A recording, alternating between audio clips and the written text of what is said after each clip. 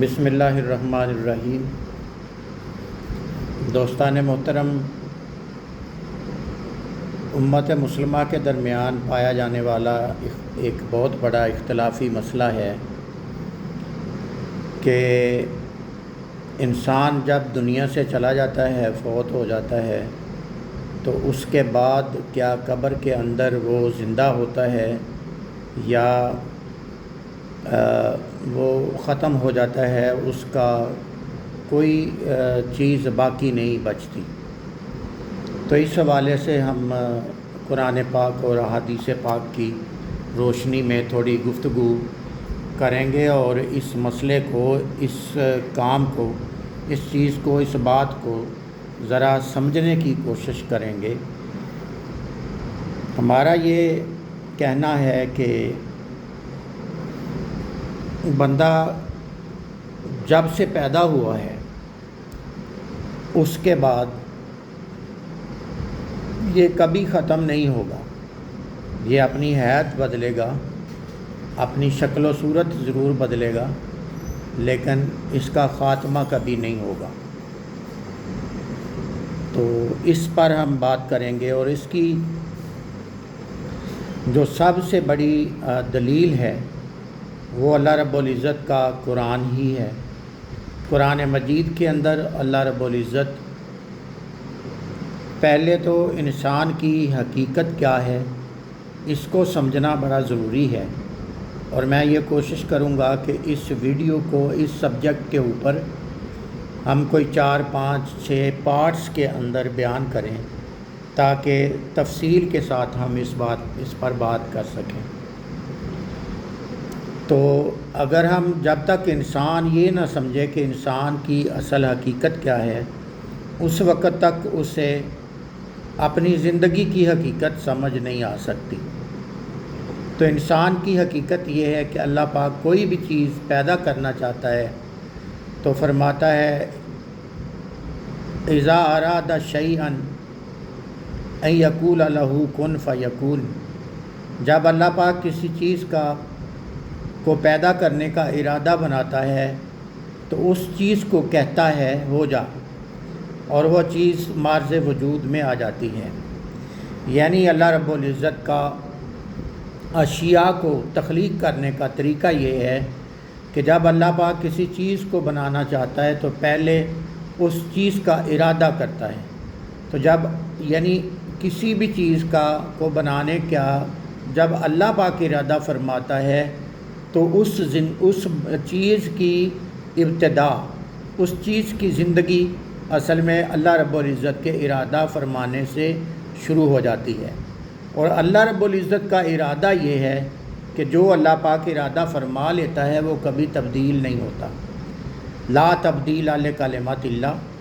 اللہ کے کلمے کبھی بدلہ نہیں کرتے۔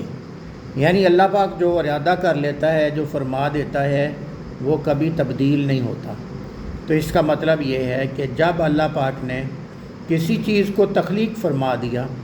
اور کسی چیز روح کو پیدا کر دیا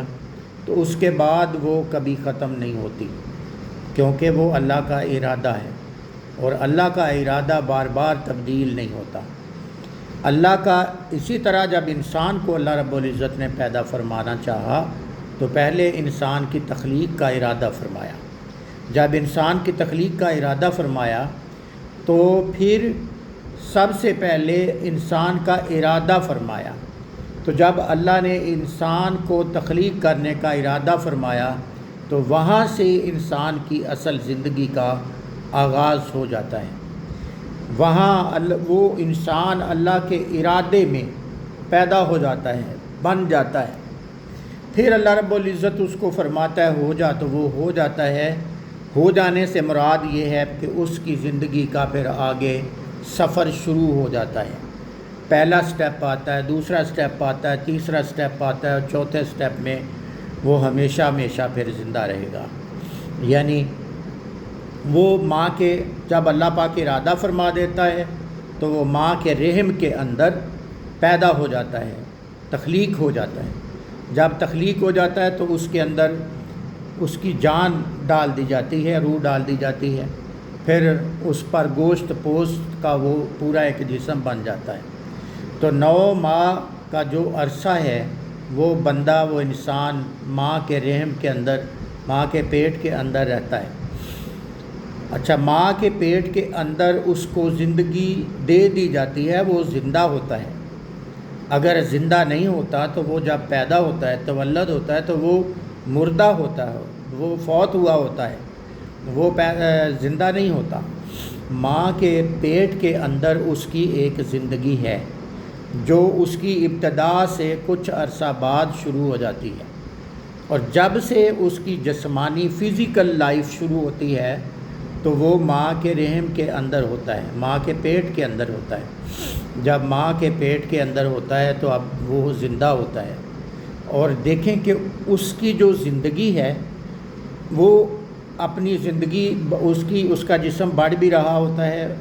وہ اس کے اعضاء بڑھ رہے ہوتے ہیں، اس کے سینسز کام کرنا شروع کر دیتی ہیں، آہستہ آہستہ وہ آگے بڑھنا شروع ہو جاتا ہے، لیکن اس کا باہر کی دنیا کے ساتھ باہر والے اس کو اس کی زندگی کو سمجھ نہیں پاتے۔ آج تو سکوپ وغیرہ ایجاد ہو گئی، تو سمجھ آنے لگ گئی کہ ماں کے پیٹ کے اندر کن مراحل سے گزر کر انسان تولد ہوتا ہے، اور پھر اس سے پہلے قرآن مجید نے بھی اس سارے تسلسل کو بیان فرما دیا ہے۔ تو ان ساری چیزوں سے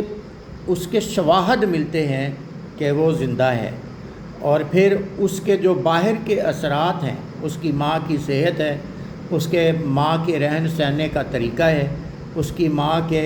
ارد گرد ماحول ہے، اس کی ماں کے ارد گرد گھر کے اندر بول چال ہے، یہ جو ساری چیزیں ہیں آج کی جدید سائنس اس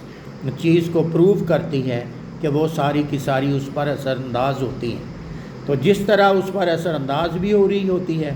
اور اس کی بندے کی سینسز بھی کام کرنا آہستہ آہستہ شروع کر دیتی ہے، اس کی سانسیں چلنا شروع ہو جاتی ہے، اس کو خوراک ملنا شروع ہو جاتی ہے، سارا کچھ اس کے ساتھ بیتنا شروع ہو جاتا ہے، لیکن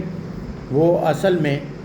جس طرح ہم زندہ ہیں اس طرح زندہ نہیں ہوتا، بلکہ اس کی زندگی ماں کے پیٹ کے اندر مختلف قسم کی ہوتی ہے۔ اسی طرح جب وہ دنیا میں آ جاتا ہے تو دنیا کی زندگی ایک الگ قسم کی زندگی ہے، اور اس کے بعد جب وہ قبر میں چلا جائے گا تو رہے گا تو زندہ موجود تو رہے گا، لیکن اس کی زندگی کا جو انداز ہے وہ اور ہو جائے گا، اس کی زندگی کے حالات بدل جائیں گے، اس کی زندگی گزارنے کا طریقہ بدل جائے گا، اس کا ایٹماسفیئر بدل جائے گا، اس کے ارد گرد کے حالات بدل جائیں گے، اس کی جسم کے ساتھ اور روح کا تعلق جو ہے وہ چینج ہو جاتا ہے۔ تو اس طرح ان ساری چیزوں پر اگر غور کیا جائے تو انسان اللہ رب العزت کی سب سے اعلیٰ ترین مخلوق ہے، جس کے لیے اللہ رب العزت نے 4 قسمیں اٹھائی ہیں، وَالتِّينِ وَالزَّيْتُونِ وَطُورِ سِينِينَ وَهَٰذَا الْبَلَدِ الْأَمِينِ لَقَدْ خَلَقْنَا الْإِنسَانَ فِي أَحْسَنِ تَقْوِيمٍ۔ جس اور کسی کے لیے، کسی مخلوق کے لیے اللہ رب العزت نے اس طرح قسمیں نہیں اٹھائیں، صرف انسان کے لیے قسم اٹھائی ہے، تو اس کا مطلب یہ ہے کہ انسان کوئی عام چیز نہیں ہے کہ وہ بنایا گیا اور اللہ پاک اس کو ختم کر دے گا، نہیں، بلکہ اس کی زندگی کا آغاز اللہ رب العزت کے ارادے سے شروع ہو گیا، پھر وہ کن فیکون کے مراحل سے گزر کر پیدا ہوا، اور پیدا ہونے کے بعد جب وہ ایگزسٹنس میں آ گیا، وجود میں آ گیا، تو اس کے بعد اس کے اوپر